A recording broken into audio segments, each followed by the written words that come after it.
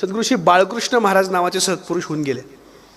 माझे खापर पंजोबा 1920 साली त्यांचा देह पडला. चातुर्मासाची सेवा आमच्या घरामध्ये आहे. 4 महिने कीर्तन भगवंताच्या समोर करायचं ही परंपरा.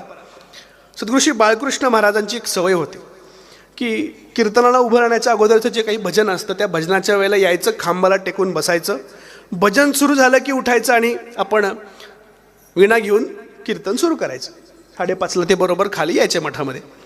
महाराज खाली आले आणि खाली आल्यानंतर असे टेकून बसले आणि टेकून बसले असतानाच महाराजांनी डोळे लावले.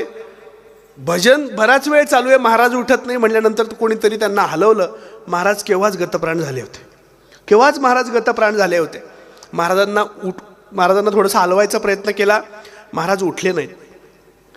शिष्याने सांगितलं की महाराज कदाचित गतप्राण झालेत. वैद्याला बोलवलं. वैद्य आले. वैद्यांनी नाडी चेक केली, नाडी तपासली तर नाडीमधून श्री विठ्ठल नामध्वनी येत होता.